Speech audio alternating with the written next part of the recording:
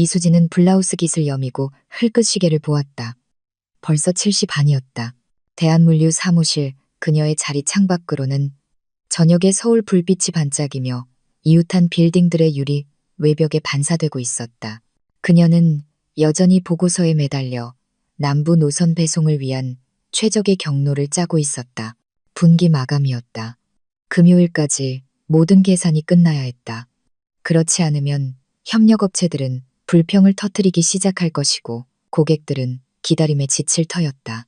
책상 위에서 휴대폰이 진동했다. 박민준에게서 온 메시지였다. 고객들이랑 좀 늦어질 것 같아. 저녁은 기다리지 마. 수지는 한숨을 쉬고 휴대폰을 내려놓았다. 이번 주 들어 벌써 3번째였다. 한때 그는 미리 알려주었고 마치 그녀를 자랑스러워하는 것처럼 비즈니스 미팅에 그녀를 데려가기도 했다. 이제는 짧고 자세한 설명 없이 서둘러 마치 의무감에서 보내는 것 같았다. 그녀는 무심코 갤러리에서 사진 한 장을 열었다. 그들의 5주년 기념일에 찍은 바로 그 사진이었다. 그가 그녀의 어깨를 감싸 안고 미소 짓고 있었고 배경에는 바로 어제인 것처럼 기념일을 축하했던 어머니의 아늑한 식당이 있었다. 하지만 그 이후로 무언가 변했다. 눈에 띄지 않게 거의 감지할 수 없을 정도로 처음에는 그녀가 생일 선물로 준 것과는 확연히 다른 새로운 강한 향수 냄새가 났다. 그 다음엔 잠겨있는 휴대폰. 업무 정보야, 수진아, 너도 알잖아. 그리고 물론 이 끊임없는 야근. 그녀는 관자놀이를 문질렀다. 어쩌면 그냥 과로하는 걸까? 어쩌면 일이 많아서 그런 것뿐인데 괜히 헛것을 보는 걸까? 그에게는 중국 파트너들과의 큰 프로젝트가 있었다.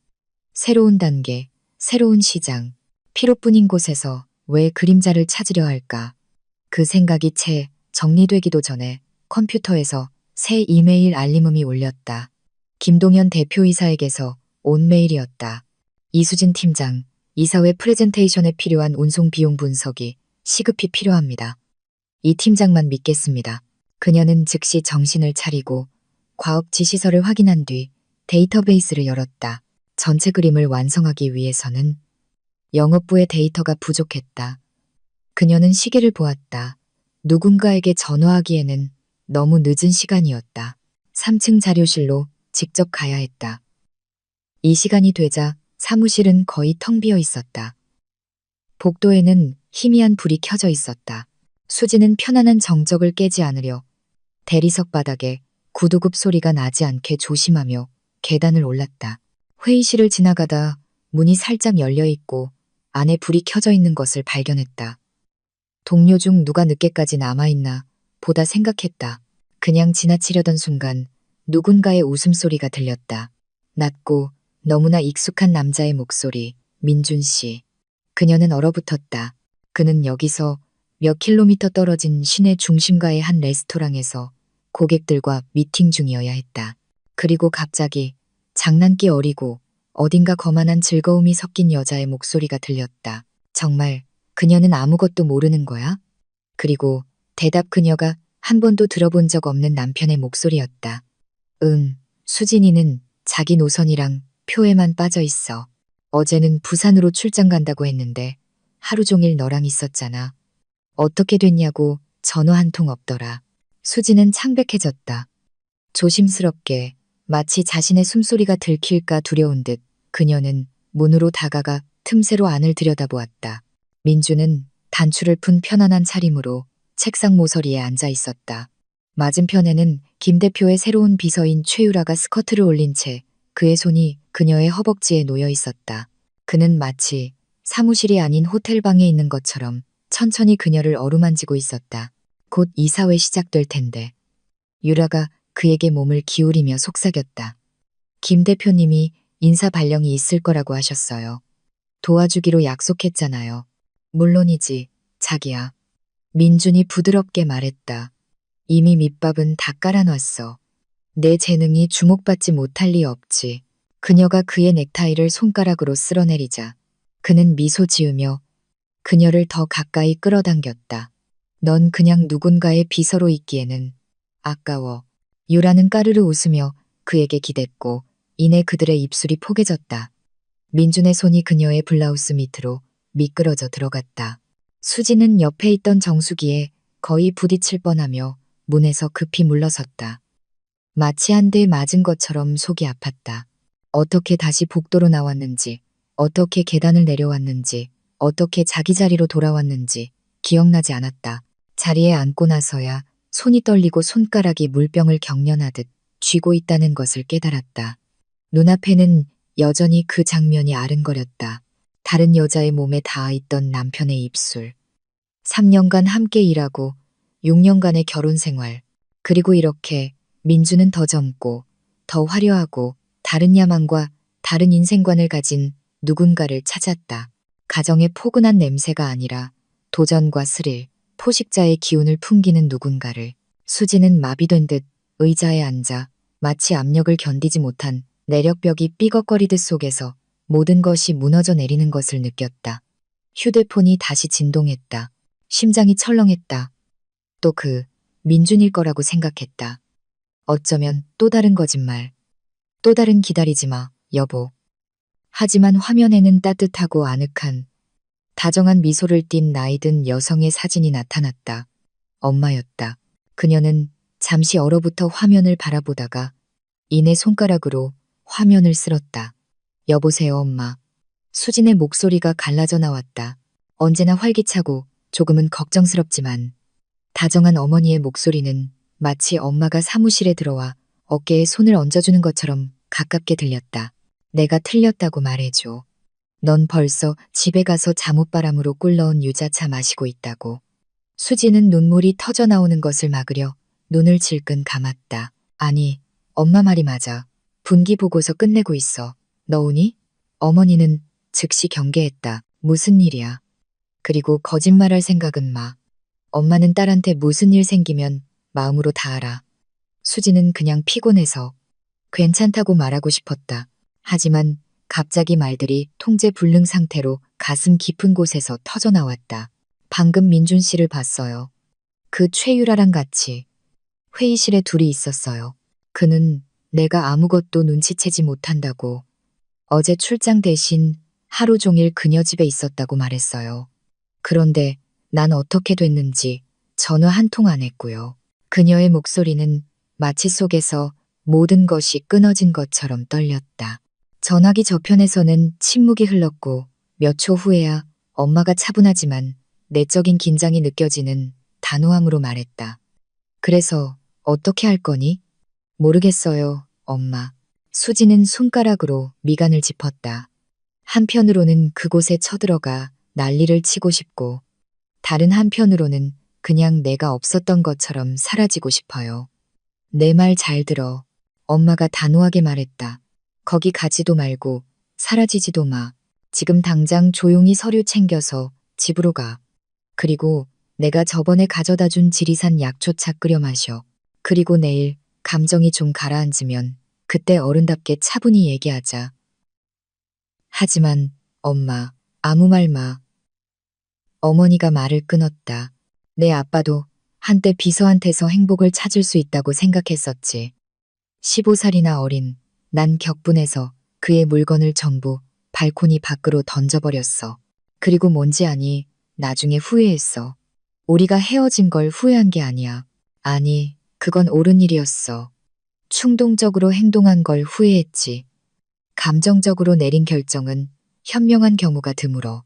수지는 어머니의 목소리가 서서히 생각하는 능력을, 내면의 질서를 되찾아주는 것을 느끼며 깊은 숨을 내쉬었다. 알았어요. 엄마 말이 맞아요. 집에 갈게요. 그런데 그가 돌아오면 어떡하죠? 아무것도 모르는 척해. 어머니가 조언했다. 스스로에게 시간을 줘. 네가 뭘 원하는지 생각해봐. 이 결혼을 위해 싸울 건지 아니면 자유를 원할 건지. 단 홧김에 아무것도 하지 마. 그리고 기억해. 넌 그가 가질 자격이 있는 것보다 훨씬 더 훌륭하고 강한 사람이야. 어머니와의 통화 후 수지는 재빨리 서류를 챙기고 컴퓨터를 끈 뒤 지하 주차장으로 내려갔다. 차 안에서 내내 그녀는 들었던 것과 보았던 것을 머릿속에서 되풀이하며 핸들을 꽉 쥐었다. 어머니의 말이 따뜻한 양털 담요처럼 영혼을 감싸주며 완전한 붕괴로부터 그녀를 지켜주었다. 하지만 고통, 씁쓸함, 굴욕감은 사라지지 않았다. 집에 와서 그녀는 거의 기계적으로 샤워를 했다. 하루의 피로뿐만 아니라 어제까지 믿었던 자기 자신마저 씻어내는 것 같았다. 그러고는 엄마가 가져다 준 바로 그 약초차를 끓여 소파에 앉아 다리를 뻗고 담요를 덮었다. 늦은 밤 현관문이 조용히 열렸다. 수지는 이미 침실에서 문 쪽으로 등을 돌리고 자는 척하고 있었다. 그녀는 민준이 소리를 내지 않으려 살금살금 들어오는 소리를 들었다. 옷을 벗는 그에게서는 와인 냄새와 낯선 향수 냄새가 났다. 달콤하고 집요하며 너무나 노골적인 그녀가 선물했던 가볍고 드라이한 향수와는 다른 냄새였다. 수진아, 자. 그가 침대 가장자리에 앉으며 속삭였다. 그녀는 대답하지 않았다. 숨을 고르고 천천히 쉬었다. 민주는 안도의 한숨을 쉬고 욕실로 향했다. 그가 들어간 뒤에야 수지는 눈을 떴다. 침대 옆 탁자에는 언제나처럼 비밀번호가 걸린 그의 휴대폰이 놓여 있었다. 한때 그는 아무것도 숨기지 않았었다. 그 옆에는 시내 중심가에 있는 레스토랑 라스칼라의 영수증이 있었다. 가장 비싼 곳 중 하나였다. 이것은 분명 중국 고객들과의 저녁 식사가 아니었다. 그날 밤 그녀는 거의 눈을 붙이지 못했다. 그의 고르고 평온한 숨소리를 들으며 누워 있었지만 거기서 죄책감은 한 방울도 느껴지지 않았다. 그저 공허함과 기묘하고 차가운 깨달음만이 느껴졌다. 바로 이거구나, 끝이구나. 새벽녘의 수지는 더 이상 소란을 피우지 않을 것임을 분명히 알았다. 예전에 엄마처럼 발코니에서 물건을 던지거나 온 동네가 떠나가라 소리치고 평생 후회하지 않을 것이다. 아니, 그녀는 다르게 행동할 것이다. 조용히, 이성적으로, 조심스럽게 관찰하고, 기억하고, 사실을 수집하고, 준비할 것이다. 무엇을 위해? 그녀 자신도 아직 몰랐지만 어떤 상황에도 대비할 것이다. 아침, 민준이 욕실에 들어갔을 때 그녀의 휴대폰에 메시지가 도착했다. 재무팀의 동료이자 친구인 정혜원이었다. 감사 기간 전에 밤샘 근무와 마감 시한을 함께 겪어낸 믿음직한 사람이었다. 기획회의 전에 커피 한 잔. 할 얘기 있어. 중요함. 수지는 짧게 답장했다. 8시 30분.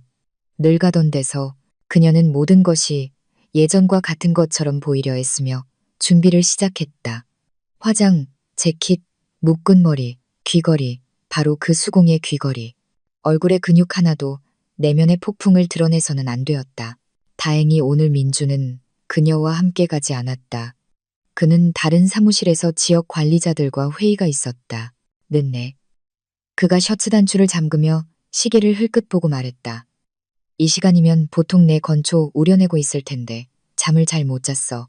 수진이 그를 쳐다보지 않고 차분하게 대답했다. 일이 너무 많아서 알잖아. 분기 말이잖아.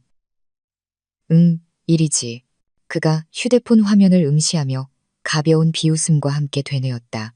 얼굴에 스쳐 지나간 미소의 그림자는 우연이라고 하기엔 너무 짧았고 그는 서둘러 그것을 감췄다. 오늘 아마 늦을 것 같아. 회의가 길어질 수도 있어. 물론 이해해. 그녀가 평정을 유지하며 고개를 끄덕였다. 나도 오늘 바빠. 그가 나간 뒤 수지는 천천히 숨을 내쉬었고 갑자기 그의 모든 말이 가짜처럼 모든 억양이 거짓처럼 그의 침묵이 그녀가 순진한 아내 역할을 하는 연극의 일부처럼 들린다는 것을 깨달았다. 그녀는 서둘러 준비를 마치고 혜원과의 만남에 정신을 집중하려 애쓰며 밖으로 나갔다. 혜원은 언제나 통찰력이 있었다. 어쩌면 그녀는 이미 무언가 눈치챘을지도 모른다. 대한물류 사무실 근처의 카페 제이가든은 오랫동안 회사 직원들의 비공식적인 영역이 되어 있었다. 이곳에서는 입찰부터 가십까지 모든 것이 논의되었다. 수지는 입구에서 떨어진 구석 자리를 골랐고 늘 마시던 허브차 대신 진한 더블 에스프레소를 주문했다. 오늘 그녀에게 필요한 것은 마음의 평화가 아니라 카페인이었다. 아주 많은 카페인. 혜원은 언제나처럼 짙은 남색 바지 정장 차림으로 정확히 8시 30분에 도착했다. 머리는 깔끔하게 묶여 있었고 겨드랑이에는 재무그래프로 가득 찬 서류철이 끼워져 있었다. 그들은 대학 시절부터 친구였다. 수지는 언제나 그녀의 명확함, 내적인 규율, 그리고 가장 거센 폭풍 속에서도 평정을 잃지 않는 능력을 존경했다. 너 끔찍해 보여. 서론 없이 말할게. 혜원이 맞은편에 앉으며 말했다. 무슨 일이야? 수지는 억지로 미소를 지으려 했다. 너도 안녕, 혜원아. 미안하지만 사실이야. 그녀가 웨이터에게 손짓하며 고개를 끄덕였다. 저는 거품 없는 작은 라떼요. 이쪽은 에스프레소 한 잔 더. 필요해 보이네요. 혜원은 친구에게로 몸을 돌려 목소리를 낮추고 부드럽게 물었다. 진심이야, 수진아. 무슨 일이야?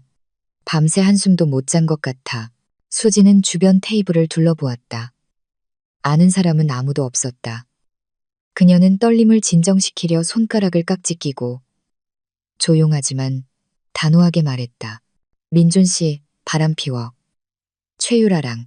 혜원은 놀라움을 보이지 않고 웨이터가 그녀 앞에 컵을 놓는 동안 희미하게 미간을 찌푸렸을 뿐이다. 그가 떠나고 나서야 물었다. 확실해? 어젯밤 회의실에서 봤어. 그냥 키스가 아니었어. 그는 내가 아무것도 의심하지 않는다고. 출장 대신 하루 종일 그녀 집에 있었다고 말했어. 수지는 말을 멈췄다. 계속하는 것이 육체적으로 힘들었다. 혜원은 그녀의 손등에 손을 얹었다. 미안해, 수진아. 하지만 짐작하고 있었어. 수지는 눈을 들었다. 왜 아무 말도 안 했어? 증거가 없었으니까 그냥 느낌뿐이었어.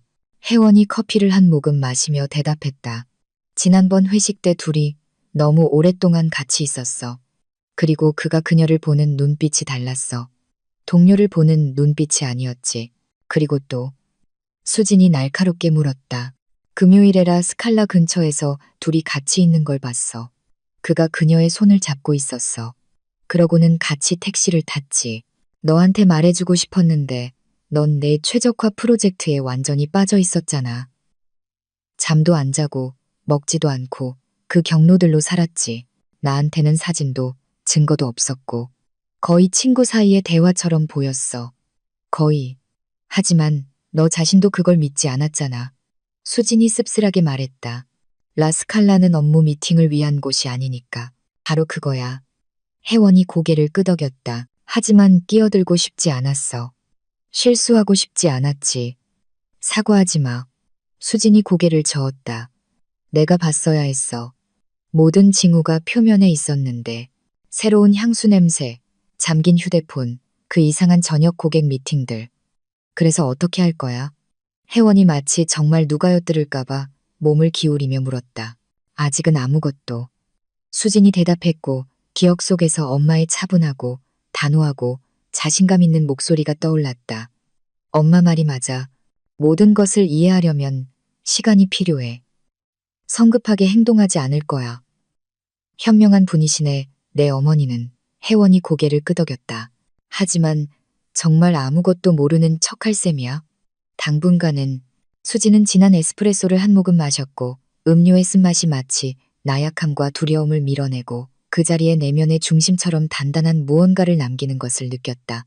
하지만 더 알고 싶어. 얼마나 오래됐는지, 그들이 뭘 계획하고 있는지. 민준 씨가 어제 이사회에서 있을 인사 변동에 대해 언급했어. 혜원은 생각에 잠겨 컵을 손톱으로 두드렸다. 재무팀에서는 몇 주 전부터 곧 있을 조직 개편에 대한 소문이 돌고 있어. 김 대표님이 은퇴하실 거라는 얘기도 있고 회사에 변화가 올 거고 그건 새로운 인사를 의미하지. 그리고 민준 씨가 최유라를 위로 밀어주고 있는 거고. 수진이 씁쓸하게 말했다. 영업부에서의 자기 인맥을 이용해서. 충분히 가능해. 혜원이 친구의 얼굴을 들여다보며 고개를 끄덕였다. 네가 어떤 결정을 내리든 난 내 곁에 있을게. 우리가 정보를 모을 수 있어. 난 영업부를 포함한 모든 부서의 보고서에 접근할 수 있으니까. 수지는 눈썹을 살짝 치켜 올렸다. 내 남편을 염탐하자는 거야? 상황을 파악하자는 거지. 혜원이 차분하게 정정했다. 정보는 힘이야. 특히 내 인생, 내 경력, 내 미래가 걸려있을 때는. 수지는 시계를 보았다. 9시 15분 전 기획회의가 곧 시작될 것이다. 우리 가야 해. 커피랑 진실 고마워. 별거 아니야. 혜원이 테이블에 지폐를 남기며 간단히 말했다. 그리고 일어서며 덧붙였다. 그리고 수진아, 일 잊지 마. 이 상황이 네가 수년간 쌓아온 것을 무너뜨리게 두지 마. 넌 재능이 있고 머리가 좋아. 그걸 잃어서는 안 돼. 수지는 고개를 끄덕였다. 그녀 안에는 여전히 고통, 당혹감, 분노가 들끓었다. 하지만 그와 동시에 지금까지 낯설었던 기묘한 힘이 자라나고 있었다.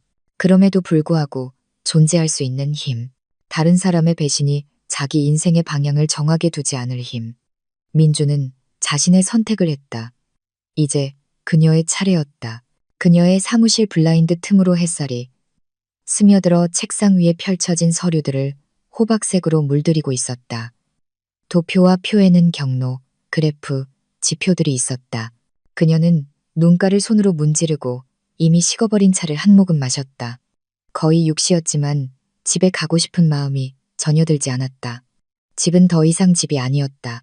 칫솔부터 베개시까지 모든 사소한 것들이 모든 것이 거짓이었음을 상기시키는 배신의 박물관으로 변해 있었다. 이곳 경로와 계산들 사이에서 그녀는 제자리를 찾은 느낌이었다. 여기서는 모든 것이 논리적이고 예측 가능하며 통제 가능했다. 수지는 몇 달째 매달려온 프로젝트에 다시 몸을 기울였다. 대한물류는 오랫동안 남쪽의 새로운 시장에 진출하려 했지만 지역의 지리와 기후가 물류를 복잡하게 만들었다. 기존의 해결책들은 계절성과 도로 상태를 고려하지 않았다. 이로 인해 끊임없는 납기 지연, 고객 불만, 위약금이 발생했다. 아직도 여기 있었어? 문가에서 혜원의 목소리가 들렸다. 수지는 고개를 들었다. 그녀는 커피 2잔과 특유의 비꼬는 듯한 미소를 지으며 서 있었다. 거제 신항을 통과하는 경로를 파악 중이야. 수진이 커피를 받으며 대답했다. 제대로 계산하면 배송 기간을 30% 단축하고 비용도 절감할 수 있어. 혜원은 책상 가장자리에 앉아 친구의 얼굴을 유심히 들여다보았다. 이번 주에 잠은 제대로 잤어? 충분히. 수지는 눈 밑에 다크서클이 자신을 드러내고 있음을 알면서도 회피적으로 대답했다. 잠은 새벽녘해야, 그것도 몸이 피로에 굴복하고 정신이 잠시 꺼졌을 때 간신히 들었다. 민준 씨, 뭐 눈치챈 거 있어? 수지는 기쁨 없이 비웃었다. 내가 머리를 초록색으로 염색해도 못 알아챌걸. 늦게 들어오고 일찍 나가고 주말에는 부산 협력업체랑 미팅이래. 유일하게 다행인 건 잠자리를 요구하지 않는다는 거. 너 쉬어야 해, 수진아. 혜원이 부드럽게 말하며 그녀의 어깨를 살짝 건드렸다. 일도 일이지만 넌 지금 너 자신을 너무 몰아붙이고 있어. 난 괜찮아. 솔직히 수지는 미소 지으려 애쓰며 경로 도표를 가리켰다. 그리고 해결책을 찾은 것 같아.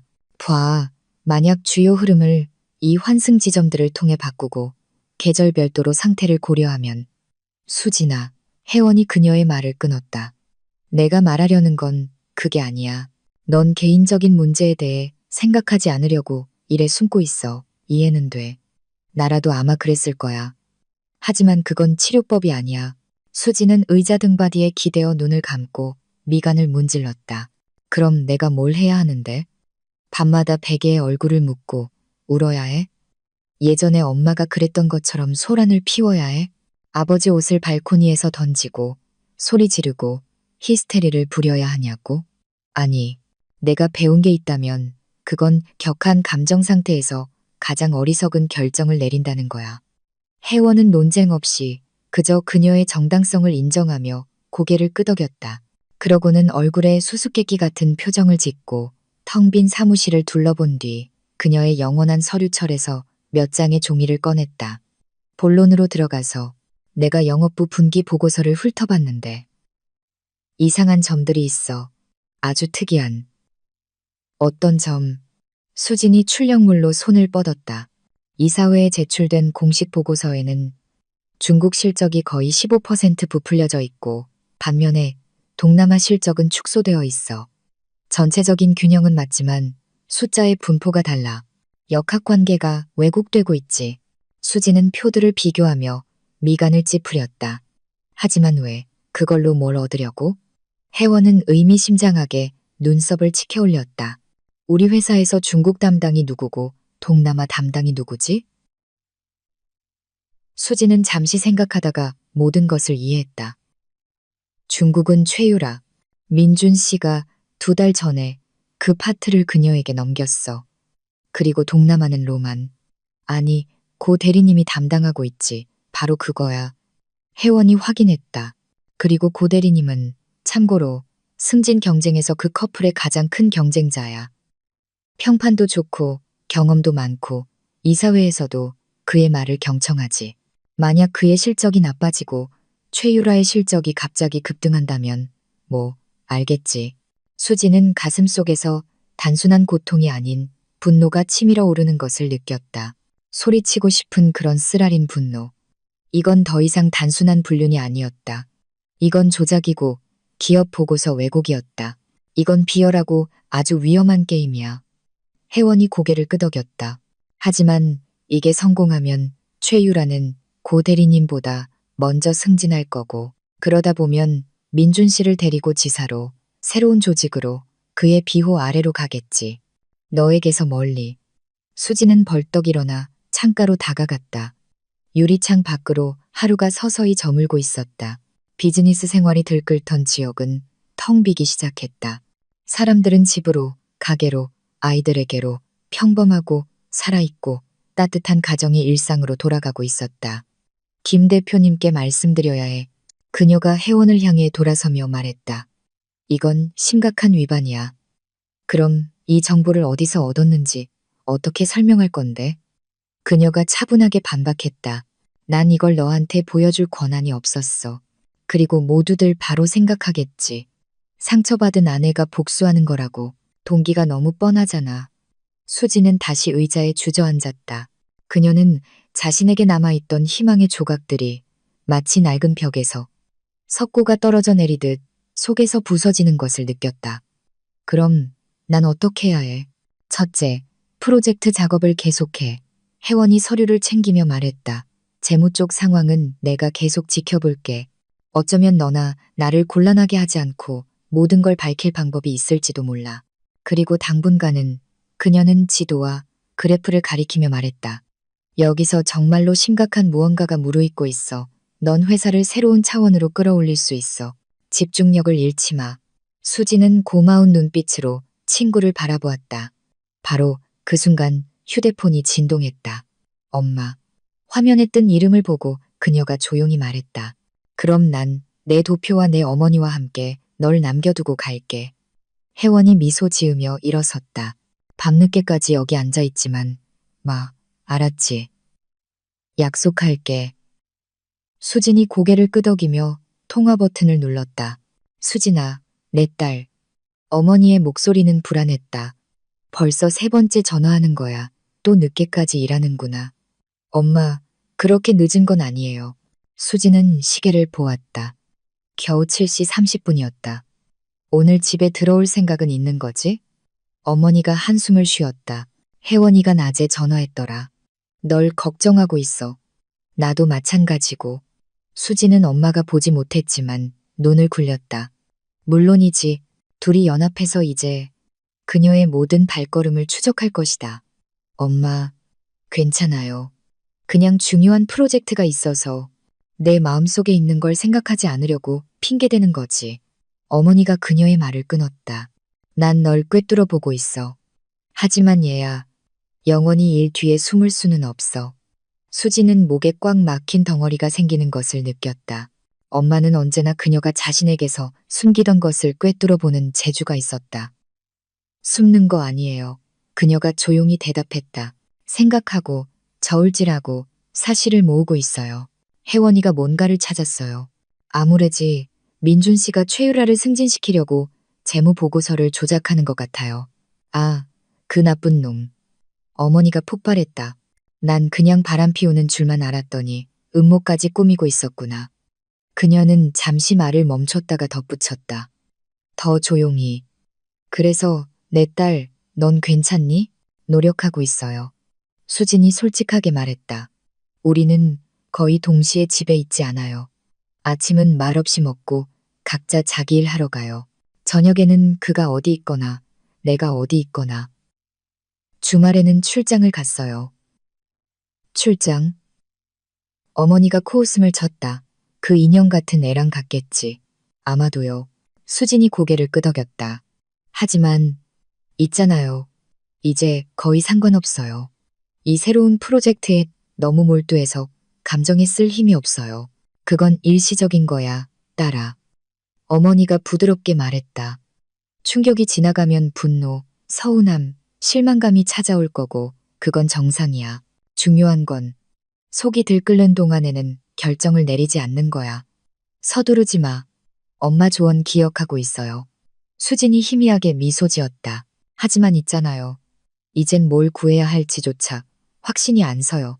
민준 씨는 내가 결혼했던 그 사람이 아니에요. 어쩌면 그는 처음부터 그런 사람이 아니었고 내가 그냥 눈치채지 못했을 수도 있고요.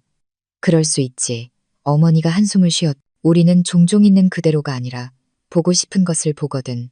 특히 사랑할 때는 그녀는 잠시 말을 멈췄다가 늘 하던 다정한 방식으로 화제를 급히 바꿨다. 저녁은 먹었니? 아직요. 수진이 인정했다. 그럼 멈추고 먹어. 내가 어제 고기만두 만들었는데 가져다 줄까? 아니에요, 엄마. 수진이 서둘러 대답했다. 곧 집에 갈 거나 아니면 사무실로 뭐 시킬게요. 꼭 먹겠다고 약속해. 어머니가 고집했다. 그리고 그냥 샐러드 잎사귀 말고 제대로 된 음식으로. 약속할게요. 수진이 웃었다. 그녀는 34살이었지만 엄마 옆에서는 여전히 보살핌을 받고 밥을 먹여주고 이불을 덮어주는 어린 소녀처럼 느껴졌다. 통화 후 그녀는 다시 일에 몰두했지만 집중하기가 더 어려워졌다. 생각은 다시 혜원에게서 들은 이야기로 돌아갔다. 그녀의 민준, 그녀가 존경했던 그의 지성, 비즈니스 감각, 사람들과 잘 지내는 능력, 이제 그는 낯설게만 느껴졌다. 그녀가 예전에 감탄했던 그 모든 자질들이 다른 면을 드러냈다. 교활함, 조작, 이기심. 수지는 독이 든 생각을 떨쳐내려는 듯 머리를 흔들고 다시 프로젝트에 몰두했다. 물류망 확장은 그녀의 제안이었고 김 대표는 그녀를 믿었다. 그녀가 기후 조건, 계절성, 심지어 통관의 미묘한 차이까지 고려한 실행 가능한 모델을 제시할 수 있다면 회사는 시장에서 실질적인 우위를 점할 것이다. 그리고 그녀에게는 민준 없이도 자신이 강하다는 것을 스스로에게 증명할 기회였다. 시간은 눈 깜짝할 사이에 지나갔다. 휴대폰이 다시 진동하고 화면에 민준의 짧은 메시지가 떴을 때 늦을 거야. 기다리지 마. 수지는 그저 무관심한 시선으로 훑어볼 뿐이었다. 이미 저녁 9시가 거의 다 되어 있었다. 그녀는 서류를 챙기고 컴퓨터를 끄고 지하 주차장으로 내려갔다. 집에서는 피자를 주문하고 냉장고에서 화이트 와인을 꺼내 노트북을 들고 소파에 자리 잡았다. 한때 대화와 웃음, 집밥과 민준이 바닥에 던져둔 담요가 있던 아파트의 정적 속에서 그녀는 다시 프로젝트를 열었다. 하지만 이제는 더 이상 고통에서 도망치기 위해서가 아니라 진심으로 시작한 일을 끝내고 싶었기 때문이었다. 퍼즐이 맞춰지고 논리가 세워졌고 이것은 기묘하지만 진정한 만족감을 주었다. 아침 식사 때 민주는 며칠 만에 처음으로 말을 걸려 했다. 어제 늦게 들어왔네. 일이 많았어. 수진이 고개를 들지 않고 커피를 저으며 태블릿으로 메일을 확인하며 대답했다. 그녀의 목소리는 차분했지만 거리가 있었다. 그리고 이것은 아마도 민준이 그들의 결혼 생활 동안 그녀에게서 들었던 가장 차가운 대답이었을 것이다. 새 프로젝트? 민준이 마치 그들 사이에 아무 일도 없었던 것처럼 물었다. 응. 수진이 짧게 대답했다.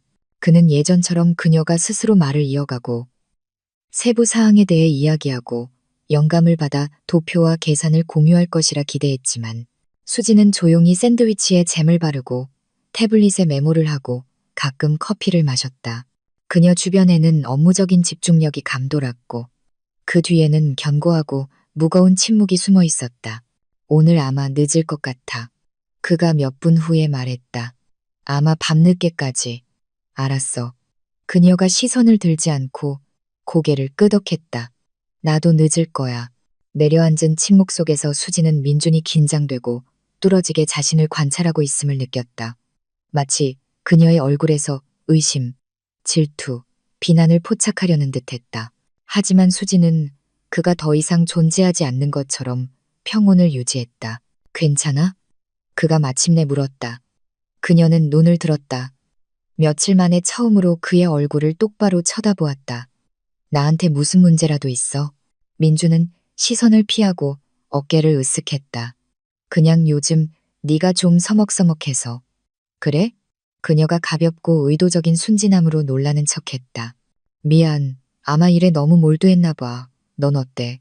부산 출장은 어땠어? 그는 움찔했다. 그녀의 시선은 차분했지만 너무나 예리했다. 컵을 쥔 손이 거의 눈에 띄지 않게 떨렸다. 다 잘 됐어. 그가 서둘러 대답했다. 협력업체들이 새로운 조건에 동의했어. 어떤 조건? 수진이 순진하게 물었다. 기술적인 세부 사항이야. 넌 관심 없을 거야. 그가 손을 내젓고 시계를 보았다. 알았어. 나 가봐야 해. 9시에 고객 미팅이 있어. 그가 나간 뒤 수지는 쓰라리고 피곤한 미소를 지었다. 한때 민주는 모든 거래, 어려운 협상, 어떻게 양보를 얻어냈는지에 대해 열정적으로 이야기했었다. 자랑스러워하고 공유했다. 하지만 이제는 그럴듯한 이야기를 꾸며내는 것조차 귀찮아했다.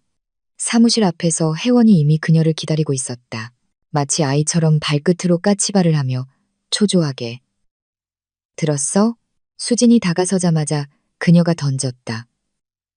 뭘? 수진이 차분하게 물으며 문을 열고 친구를 따라 들어오라는 손짓을 했다. 김 대표님이 정오에 확대 회의를 소집했어. 중요한 발표가 있을 거래. 혜원이 목소리를 낮췄다.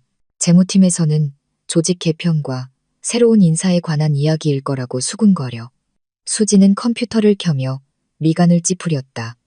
나한테는 회의에 대해 아무도 아무 말 안 했는데 초대장이 방금 발송됐어. 메일 확인해봐. 그녀는 회사 메일을 열었고 정말로 새로운 메일이 있었다. 이수진 팀장께서는 남부노선 최적화 프로젝트에 대한 보고를 요청드립니다. 참석 필수. 이거 놀랍네. 수진이 중얼거렸다. 프레젠테이션은 일주일 후인 줄 알았는데 월간 보고회 때 예정되어 있었잖아. 아무래도 김 대표님이 일을 서두르기로 결정하신 모양이야. 혜원이 추측했다. 3시간 남았어. 할 수 있겠어? 수지는 작업량을 머릿속으로 계산하고 고개를 끄덕였다. 네가 커피 한 통 가져다 주고 아무도 방해하지 않으면 할 수 있어. 다음 3시간은 눈 깜짝할 사이에 지나갔다. 수지는 열광적으로 데이터를 수집하고 그래프를 만들고 표에 대한 설명을 썼다. 그녀가 지난 몇 달간 살아온 프로젝트는 정말로 새롭고 틀에 밝히지 않은 것이었다.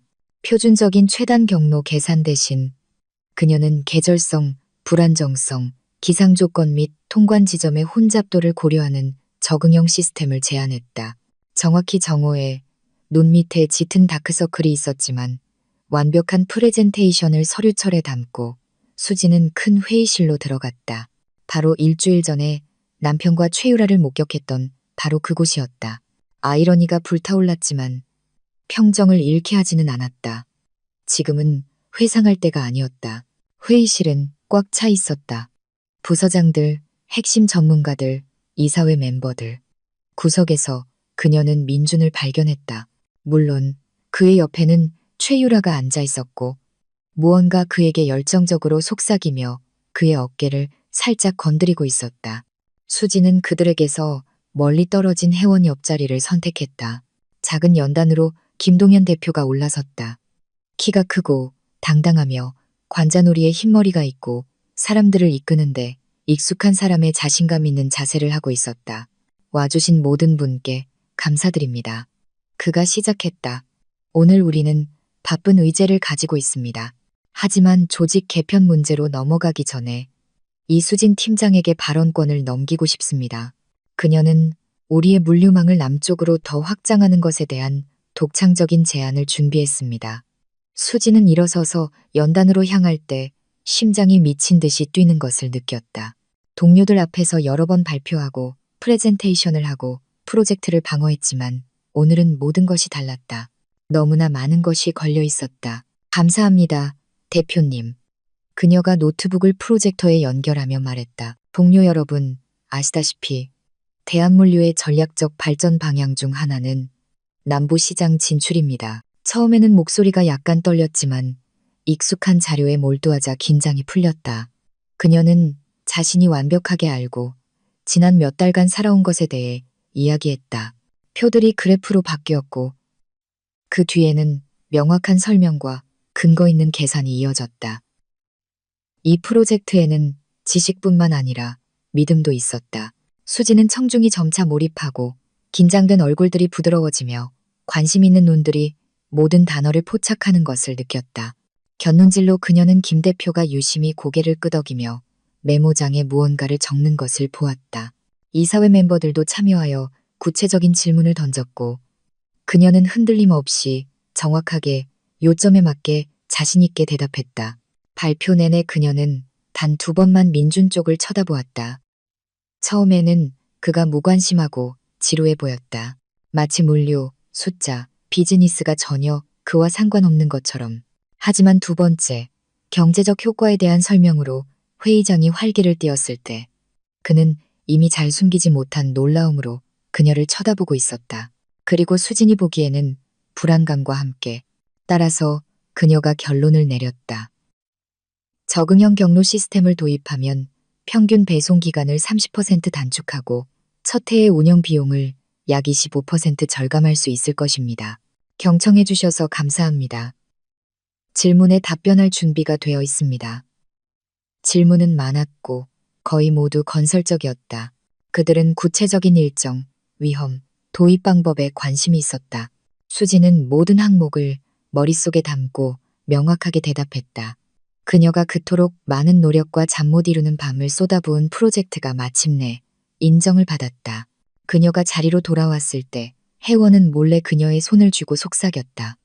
너 정말 멋졌어. 그리고 덧붙여 말하자면 민준 씨는 지금 유령이라도 본 듯한 표정이야. 수지는 거의 눈에 띄지 않는 미소를 지었다. 그녀는 남편에게 복수하기 위해 이 프로젝트를 한 것이 아니었다. 그녀는 결과를 믿었기 때문에 했다. 하지만 이제 민준이 그녀를 그저 표를 가진 아내가 아닌 강력한 전문가로 보고 있다는 생각은 즐거웠다. 아주 많이. 회의의 다음 단계는 회사의 가능한 조직 개편에 관한 것이었다. 김 대표는 이러한 프로젝트의 개발과 실행을 담당할 새로운 혁신 솔루션 부서를 설립할 계획에 대해 이야기했다. 수지는 약간 얼굴을 붉히며 들었다. 크고 어린애 같지 않고 어른스럽고 조용하고 근거 있는 희열이었다. 그녀의 작업은 실질적인 효과를 가져오고 있었다. 프레젠테이션 후 동료들이 다가와 축하하고 존경을 표했다. 수지는 자신 안에서 차분한 자부심이 자라나는 것을 느꼈다. 그녀는 더 이상 의심하지 않았다. 그녀의 전문성은 주목받고 제대로 평가받았다. 너 대성공 거뒀어. 그들이 잠시 둘만 남았을 때 혜원이 말했다. 수지는 아직도 일어난 일을 완전히 믿지 못하며 고개를 끄덕였지만 예산 논의에서 현실로 돌아왔다. 민준이 이끄는 영업부의 다음 분기에 배정된 자금의 일부가 혁신 프로젝트를 위해 재분배될 수 있다는 것이 분명해졌다. 수지는 곁눈질로 민준의 얼굴이 잘 숨기지 못한 짜증으로 일그러지는 것을 보았다. 최유라는 메모장에 무언가를 급히 적고는 그에게 몸을 기울여 귀에 속삭였다. 언제나처럼. 하지만 이제 그들은 분명히 발판을 잃고 있었다. 수지는 찰나의 만족감을 느꼈다. 민준이 영향력을 잃을 수 있어서가 아니라 회사의 방향이 바뀌고 있었기 때문이었다. 더 이상 인맥과 필요한 사람들과의 식사가 모든 것을 결정하지 않았다. 실제 아이디어, 숫자, 그리고 결과였다. 회의 후 김 대표가 그녀에게 직접 다가왔다. 훌륭한 작업이었어요, 이 팀장. 내가 믿을 수 있다는 걸 알고 있었소. 내일 10시에 내 사무실에서 봅시다. 프로젝트를 어떻게 진행할지 논의합시다. 감사합니다, 대표님. 수진이 뺨에 가벼운 홍조가 오르는 것을 느끼며 말했다. 프로젝트를 보완하고 최적화할 몇 가지 아이디어가 이미 있습니다. 훌륭하오. 그가 만족스럽게 고개를 끄덕이고 목소리를 낮춰 덧붙였다. 나는 오랫동안 이 팀장의 작업을 지켜봐 왔소. 과제 해결에 대한 당신의 접근 방식은 인상적이오.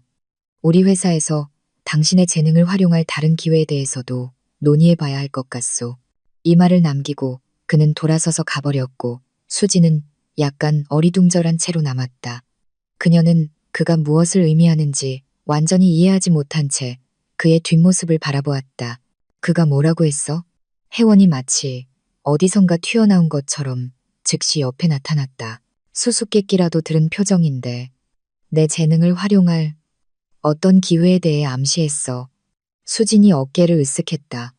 그게 무슨 의미든 간에 나는 알 것 같아. 혜원이 김 대표가 이제 이사회 멤버들과 대화하고 있는 회의실 구석으로 시선을 돌리며 말했다. 그는 때때로 수진 쪽을 쳐다보았고 그 시선에는 진지한 관심이 익혔다. 회사에 큰 변화가 있을 거라는 소문이 있어. 그리고 내 별은 친구야. 지금 분명히 떠오르고 있어. 김 대표와의 만남은 오전 10시로 예정되어 있었다.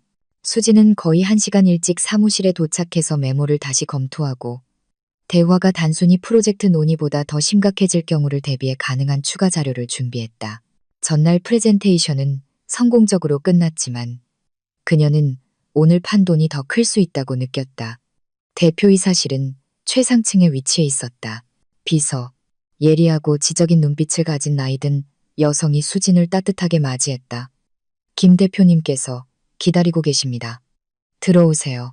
사무실은 그녀가 주인을 상상했던 그대로였다. 절제되고 사치스럽지 않지만 아늑함이 없지 않았다. 선반에는 전문 서적과 예술 앨범이 섞여 있었다. 높은 창문을 통해 중앙광장의 전망이 펼쳐졌다. 김 대표는 육중한 책상에서 일어나 손을 내밀었다. 언제나처럼 시간을 잘 지켜주셔서 기쁩니다. 이 팀장. 앉으세요. 커피? 차? 커피 부탁드립니다. 그녀가 편안한 가죽 의자에 앉으며 대답했다. 그는 창가에 있는 커피 머신에서 직접 커피를 내려 그녀에게 컵을 건넸다. 어제 당신의 발표는 이사회에 강한 인상을 남겼소. 그가 책상으로 돌아오며 시작했다. 내 생각에 우리 회사는 바로 이 방향으로 발전해야 합니다. 과거의 인맥과 영업 방식이 아닌 깊이 있는 분석에 기반한 혁신적인 해결책 말입니다. 감사합니다. 수진이 뜨거운 음료를 한 모금 마시며 말했다. 저는 이 프로젝트의 잠재력을 진심으로 믿습니다. 나도 그렇소. 그가 의자에 기대어 그녀를 뚫어지게 쳐다보며 고개를 끄덕였다. 하지만 오늘 당신을 부른 것은 프로젝트 논의만을 위해서가 아니오. 좀 더 개인적인 것이 있소. 수지는 긴장했다. 심장이 철렁했다. 혹시 그녀와 민준, 유라에 대한 소문이 돌았을까? 사무실에서는 정보가 바람의 속도로 퍼져나갔다. 그녀가 가장 원하지 않는 것은 자신의 사생활을 동료들과 논의하는 것이었다. 하지만 김 대표는 마치 그녀의 생각을 읽은 듯했다. 걱정 마시오. 불쾌한 것에 대한 이야기가 아니오. 오히려 그는 잠시 멈췄다가 조용히 말했다. 이 팀장, 아마 알고 있겠지만 올해 나는 65세가 되오. 많은 사람들이 마땅히 받아야 할 휴식을 생각하기 시작하는 나이지. 떠나시는 겁니까? 그녀가 조심스럽게 물었다. 그렇소. 그가 차분하게 고개를 끄덕였다. 이 결정은 1년 전에 내렸고 이사회도 지지했소.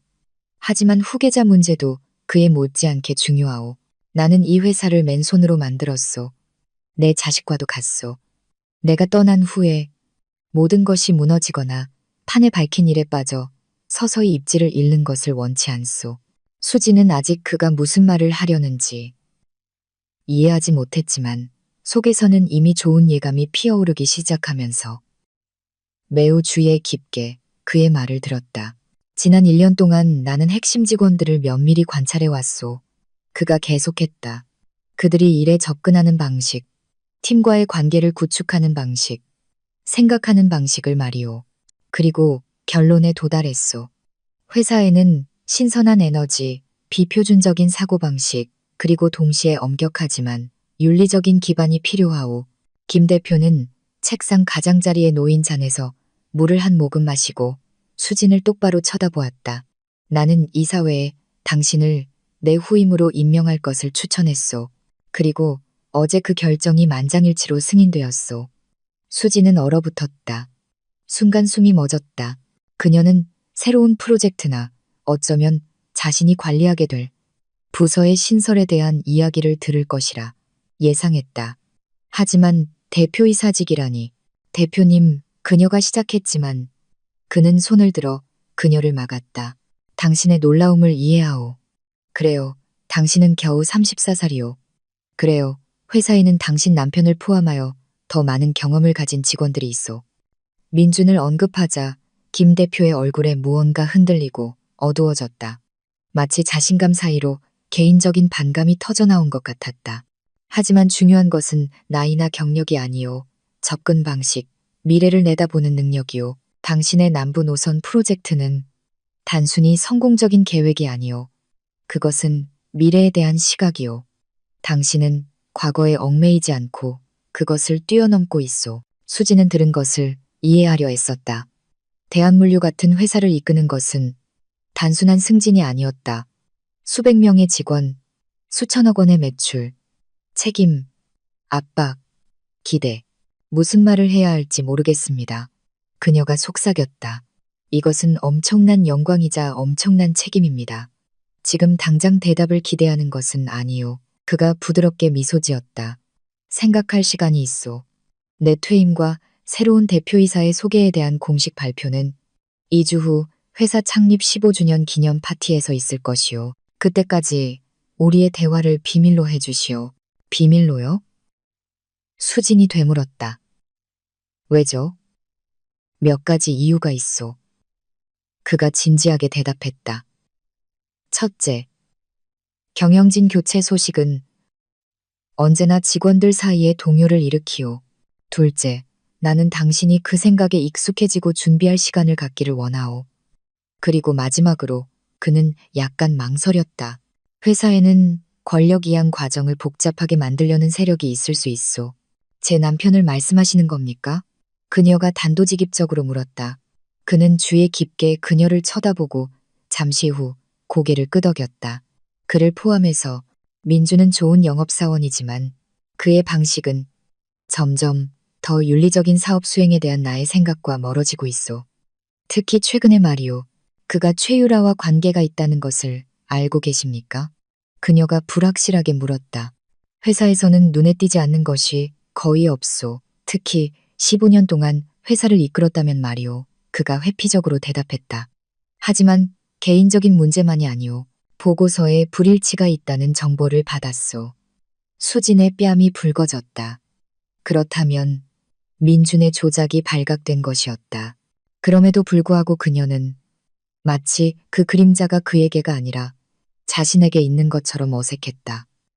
지금 당신이 쉽지 않다는 것을 이해하오. 그가 조용히 덧붙였다.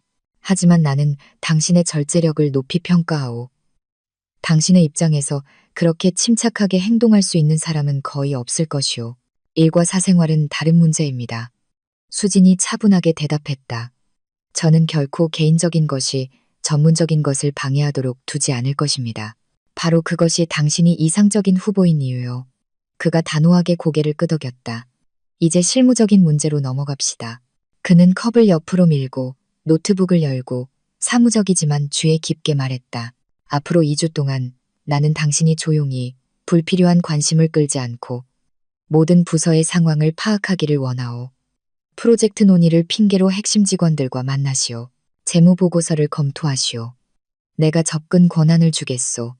그리고 가장 중요한 것은 당신의 전략을 구체화하기 시작하시오. 무엇을 바꾸고 싶소? 회사를 어디로 이끌고 싶소?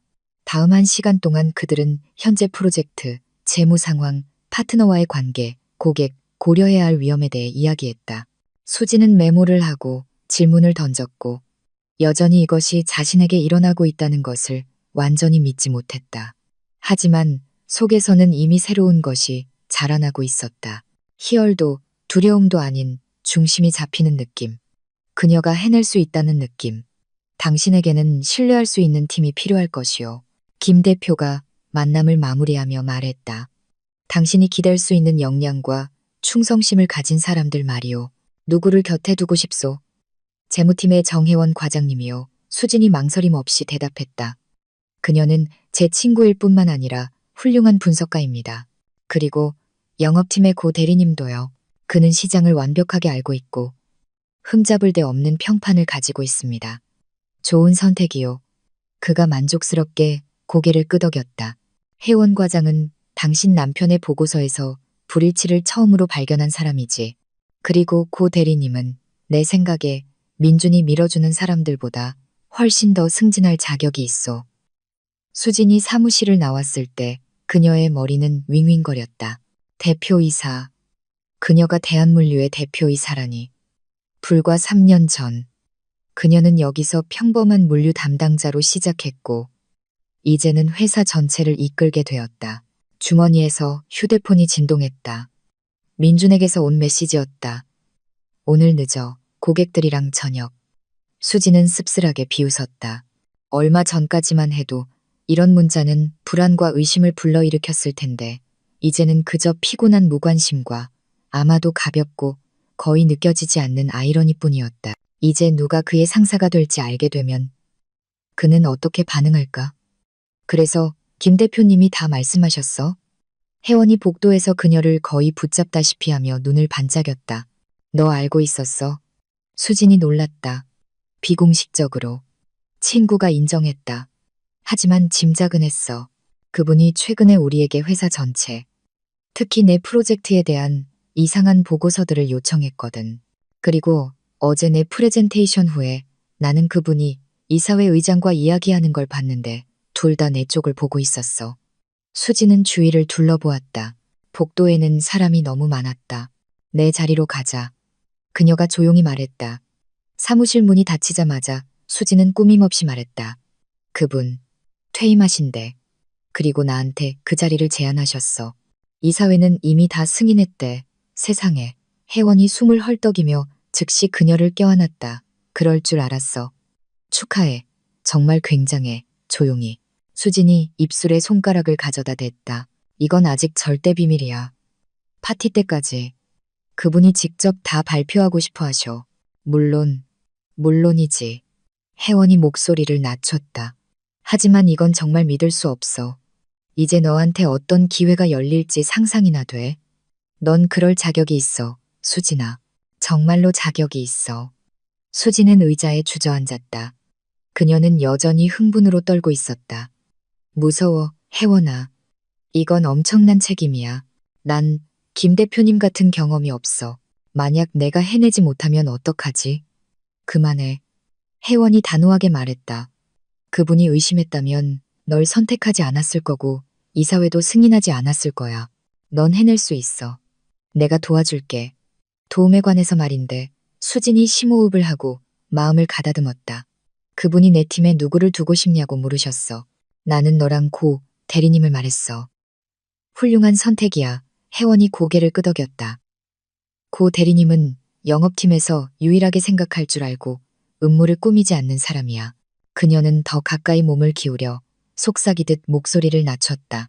음모에 관해서 말인데 민준 씨 보고서에 대한 새로운 소식이 있어. 그리고 그건 좋지 않아. 수지는 긴장했다. 뭘 알아냈어? 중국과 동남아의 불일치 기억나? 혜원이 서류철에서 몇 장의 종이를 꺼냈다.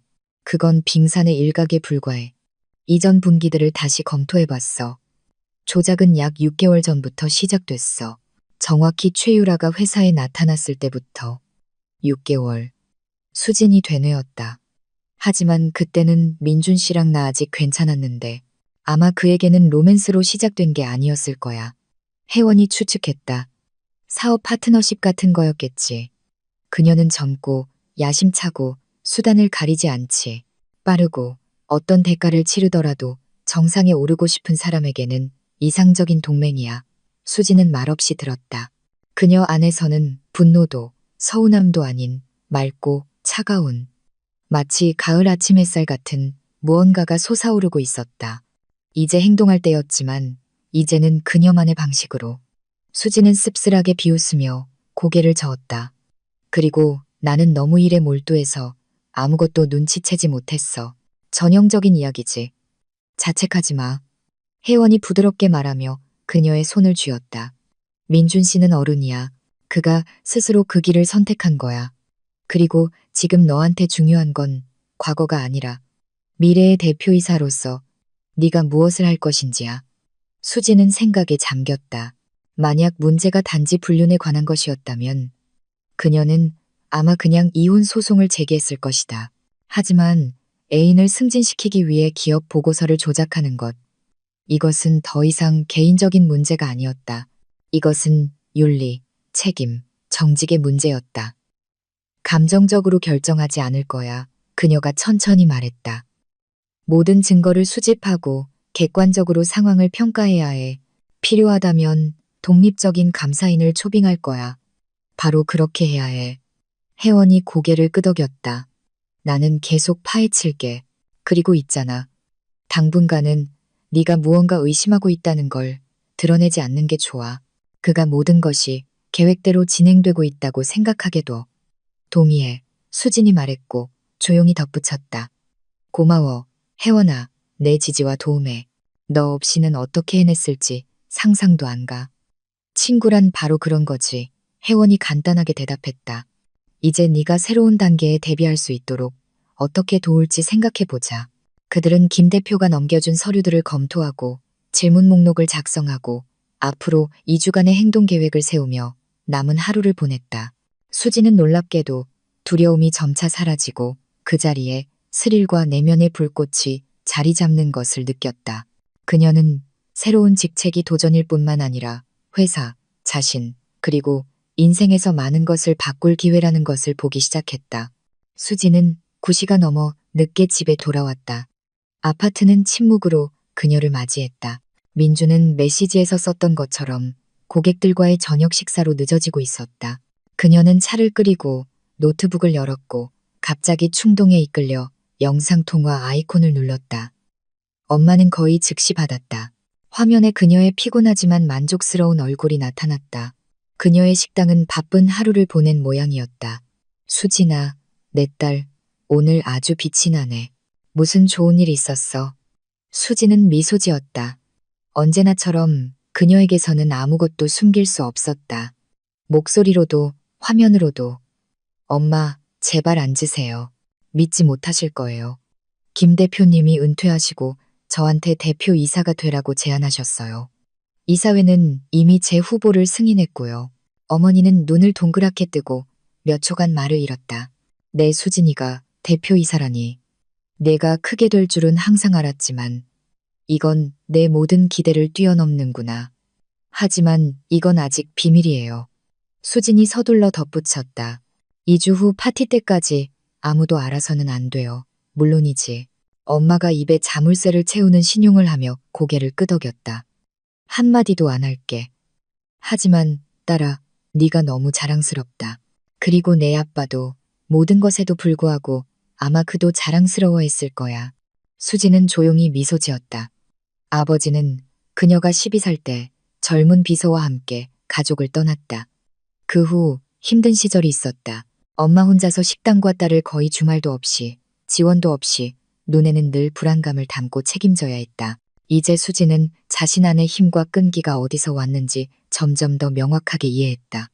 그리고 민주는 마치 그녀의 생각을 읽은 듯 어머니가 물었다. 그럼 내가 그의 상사가 되는 거네요. 아마 첫 번째 임무는 그의 비리를 조사하는 것이 될 거예요. 수진이 솔직하게 인정했다. 누가 생각이나 했겠어. 어머니가 고개를 저었다. 네가 그와 결혼할 때 그는 그렇게 유망해 보였는데 똑똑하고 야심차고 알고 보니 너무 야심찼던 거지. 수진이 씁쓸하게 대답했다. 경력을 위해서라면 배신까지도 포함해서 모든 것을 할 준비가 되어 있었던 거야. 그런 일은 자주 있지. 어머니가 한숨을 쉬었다. 사람들은 옳은 것과 편한 것 사이에서 선택해야 할 때 자신의 진짜 본성을 보여주거든. 그녀는 잠시 멈췄다가 톤을 바꿨다. 하지만 수진아, 지금은 슬퍼할 때가 아니야. 너한테는 기회가 있어. 크고 마땅히 받아야 할 기회. 그리고 난 네가 해낼 거라고 확신해. 넌 어릴 때부터 사람들을 이끌고 결정을 내리는 재주가 있었어. 엄마, 수진이 입술을 깨물며 속삭였다.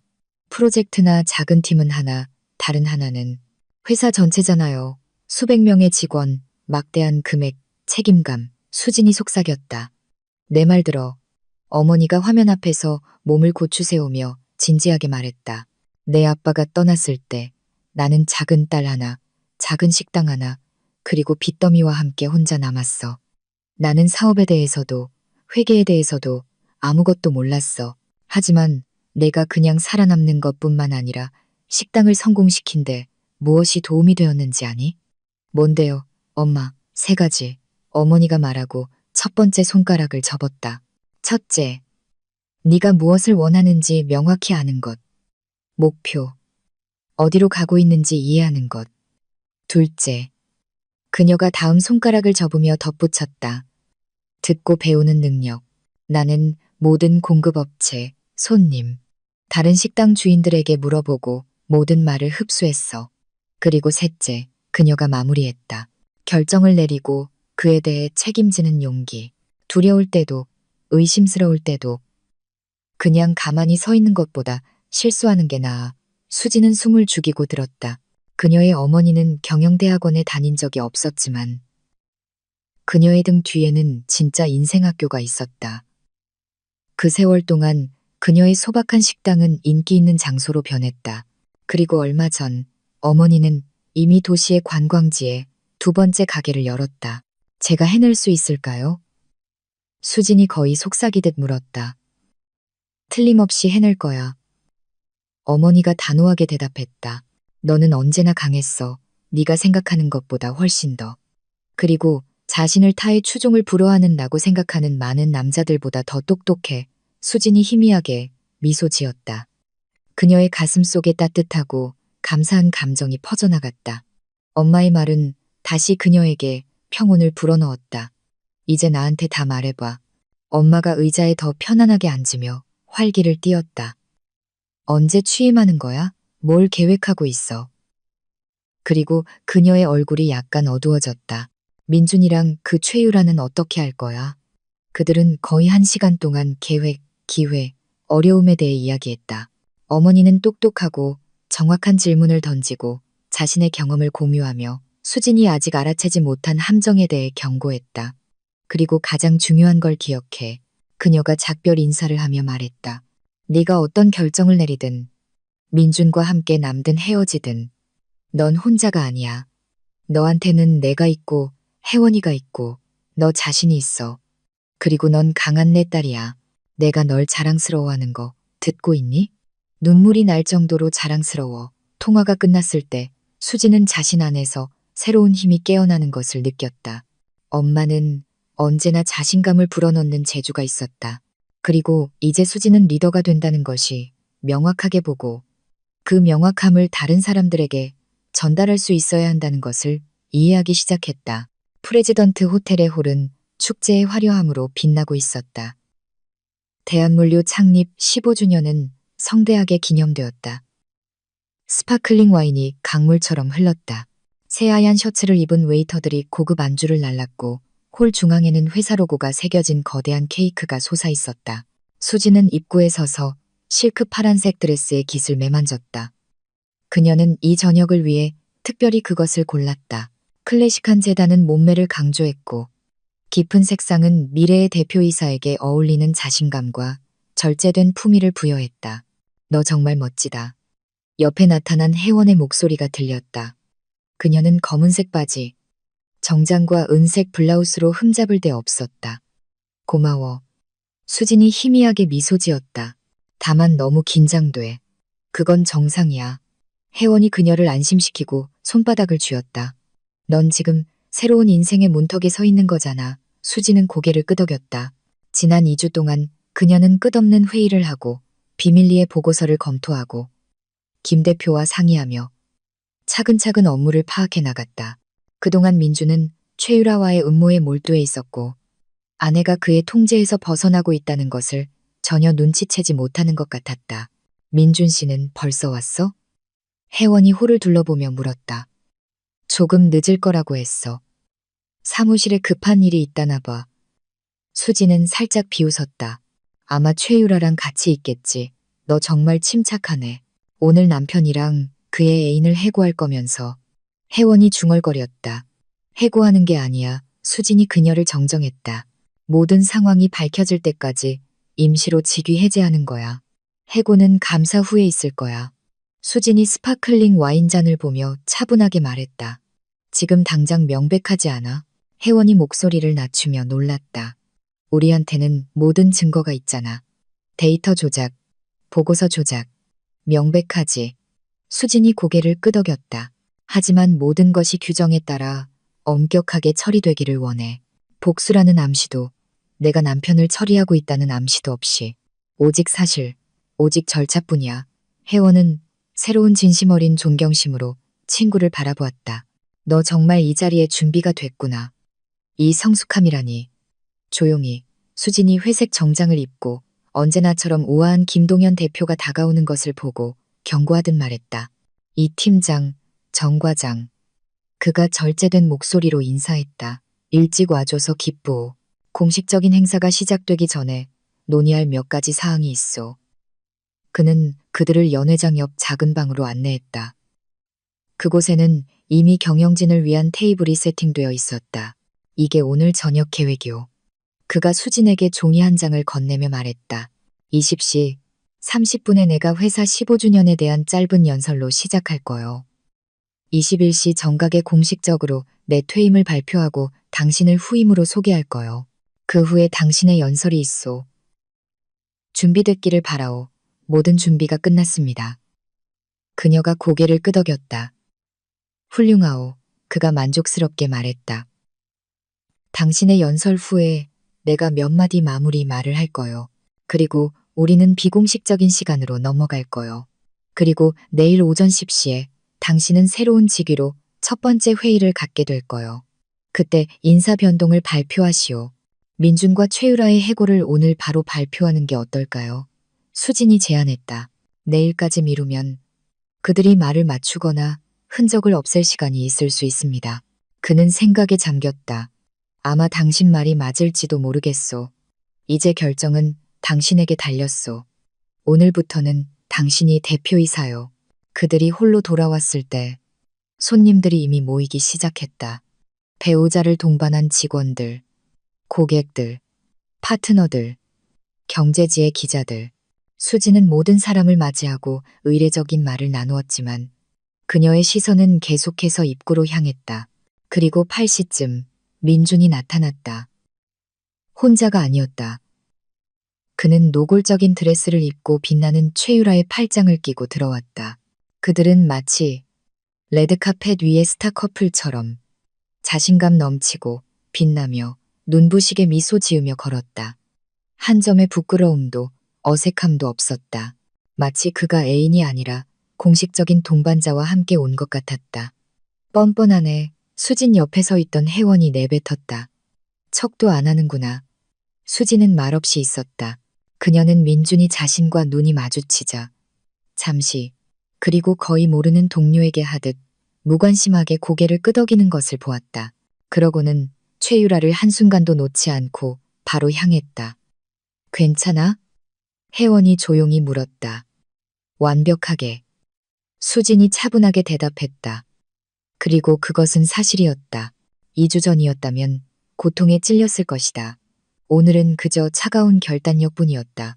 오늘 밤 모든 것이 바뀔 것이다. 스파클링 와인이 강물처럼 흘렀고 가벼운 음악이 연주되었다. 손님들은 사교적인 대화를 나누었다. 동료들이 수진에게 다가와 경로 최적화 프로젝트의 성공을 축하했다. 이것은 이미 회사에 실질적인 이익을 가져다 주기 시작했다. 그녀는 미소 짓고 대답하고 감사했지만 시선은 때때로 민준과 최유라를 찾았다. 그들은 서로에게서 떨어지지 않고 속삭이고 웃었다. 어느 순간 민준이 최유라의 허리에 손을 얹고 그녀의 귀에 무언가 말했다. 그녀는 소리내어 웃었고 장난스럽게 그의 가슴을 쳤다. 일부러 저러는 것 같아. 혜원이 중얼거렸다. 모두들 이미 다 알아차렸어. 수진도 시선들을 눈치챘다. 누군가는 동정의 눈빛으로, 누군가는 당혹감으로, 하지만 아무도 입 밖으로 아무 말도 하지 않았다. 민주는 여전히 영업부장이었고 회사에서 가장 영향력 있는 사람 중 하나였다. 자, 내 인생을 바꿀 준비가 됐어? 혜원이 물었다. 수지는 그녀를 향해 돌아섰고 무대에 오르기 전처럼 몸을 고추 세우고 고개를 끄덕였다. 준비되고도 남았지. 그녀가 민준이 숨기지 않고 최유라의 뺨에 키스하는 것을 보며 차분하게 대답했다. 마치 이제 자신이 누구와 함께 있는지 과시적으로 강조하는 것 같았다. 20시 30분에 김동현 대표가 작은 무대로 올라와 마이크를 잡았다. 음악이 멎고 홀은 침묵에 휩싸였다. 모든 시선이 대표이사에게 쏠렸다. 존경하는 동료, 파트너, 친구 여러분. 그가 시작했고 그의 목소리에는 따뜻한 자신감이 배어 있었다. 오늘 우리는 대한물류 창립 15주년을 기념합니다. 15년간의 성장, 혁신, 그리고 성공의 시간이었습니다. 홀은 박수로 그를 환영했다. 김 대표는 소박한 스타트업에서 물류시장의 리더가 되기까지의 회사 역사를 이야기하며 계속했다. 그는 어려움과 승리, 그리고 대한물류의 길을 닦은 사람들의 노력에 대해 말했다. 수지는 그의 말을 건성으로 들었다. 눈은 계속해서 민준과 최유라에게로 돌아갔다. 그들은 무대 근처에 서서 조용히 이야기를 나누고 서로에게 미소 짓고 있었다. 민준은 자신의 동반자에게 완전히 몰두해 보였고 김 대표의 연설에 맞춰 가끔 건성으로 고개를 끄덕였다. 하지만 대표이사의 목소리가 바뀌고 더 엄격하고 장엄해지자 손님들의 주의가 집중되었다. 오늘 저는 중요한 발표를 하고자 합니다. 그가 말했다. 15년간의 경영자직을 마치고 저는 퇴임하기로 결정했습니다. 홀의 놀라움에 속삭임이 퍼져나갔다. 그래요. 일부 소문은 있었지만 공식적인 확인은 예상 밖이었다. 수지는 민준이 몸을 고추 세우고 긴장하는 것을 보았다. 그는 최유라에게 무언가 빠르게 속삭였다. 그녀는 미소를 멈췄다. 그들의 얼굴은 갑자기 심각해졌다. 물론 저는 회사를 신뢰할 수 있는 지도자 없이 떠나지는 않을 것입니다. 그가 계속했다. 지난 1년 동안 저는 이 순간을 신중하게 준비하며 우리의 가치, 혁신, 윤리, 고객에 대한 관심, 그리고 직원에 대한 존중의 정신으로 대한물류의 발전을 이어갈 수 있는 사람을 선택했습니다. 민주는 더욱 몸을 고추 세웠다. 그의 눈이 번뜩였다. 수지는 그 시선을 알고 있었다. 바로 그가 승진이나 큰 상여금을 기대할 때 보였던 모습이었다. 그는 분명 자신을 주요 후보로 생각하고 있었다. 자, 이제 대한물류의 새로운 대표이사를 기쁘게 소개합니다. 이수진입니다. 잠시 숨막히는 충격적인 침묵이 흘렀고 이내 홀은 박수갈채로 터져나갔다. 혜원은 수진의 손을 쥐었다. 가, 넌 할 수 있어. 그녀가 속삭였다. 수진은 심호흡을 하고 무대로 향했다. 자세를 유지하고 걸음걸이는 단단하게, 턱은 높이 들었다. 옆눈으로 그녀는 민준의 얼굴이 충격으로 일그러지는 것을 보았다. 그는 창백해졌고 그의 입술은 살짝 떨렸다. 최유라는 이수진이라는 단어가 그녀가 예상치 못한 뺨을 때린 것처럼 입을 벌리고 서 있었다. 그들을 쳐다보지 않고 수진은 자신 있게 마이크로 다가갔다. 그는 미소 지으며 속삭였다.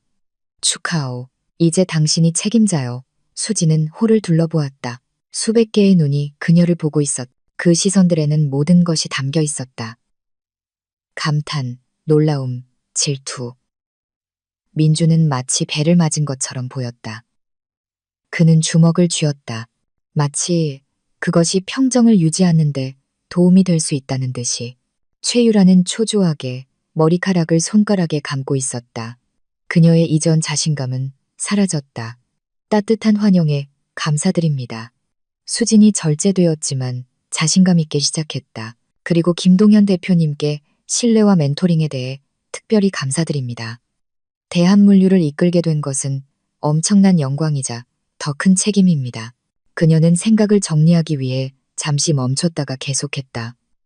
우리 회사는 새로운 시대의 문턱에 서 있습니다. 세상이 변하고 우리도 함께 변해야 합니다. 혁신, 기술, 물류에 대한 비표준적인 접근 방식. 이것이 우리의 미래를 결정할 것입니다. 저는 우리가 함께 시장 리더십을 유지할 뿐만 아니라 새로운 고지를 달성할 수 있다고 확신합니다. 박수갈채가 다시 홀을 휩쓸었다. 수지는 그것이 먹기를 기다렸다가 더 엄격한 톤으로 더 진지하게 말했다. 그러나 어떤 혁신도 견고한 기반 없이는 불가능합니다. 그리고 모든 성공적인 비즈니스의 기반은 정직, 윤리, 그리고 전문성입니다. 이러한 자질 없이는 가장 대담한 아이디어와 최첨단 기술도 실패할 운명입니다. 그리고 그녀는 잠시 민준과 눈이 마주쳤고 그가 자신이 무슨 말을 하려는지 알아차리기 시작했음을 깨달았다. 새로운 대표이사로서 수진이 단호하게 말했다. 저는 비전문적인 행동, 기업 윤리 위반, 그리고 보고서 조작의 모든 형태에 대해 무관용 정책을 선언합니다. 홀의 놀라움과 긴장이 섞인 웅성거림이 퍼져나갔다. 수진 뒤에 서 있던 김 대표는 승인의 표시로 절제된 고개를 끄덕였다. 유감스럽게도 그녀가 계속했다. 권한 이양 준비 과정에서 영업부의 업무에 심각한 위반 사항이 발견되었습니다. 체계적인 보고서 위조, 효율성 지표의 의도적인 왜곡, 정해진 절차를 무시한 특정 직원 승진 시도. 이제 모든 시선이 민준에게 쏠렸다. 그는 마치 벼락을 맞은 것처럼 얼어붙었다. 그의 옆에 있던 최유라는 창백해져서 경련하듯 그의 소매를 붙잡았다. 이와 관련하여 수지는 잠시 멈췄다. 저는 민준 부장의 영업부장 직위와 최유라의 대표이사 비서 직위를 임시로 해제함을 발표할 수밖에 없습니다. 이 결정은 내부 조사와 감사가 끝날 때까지 유효합니다. 홀에는 죽음과 같은 침묵이 흘렀다.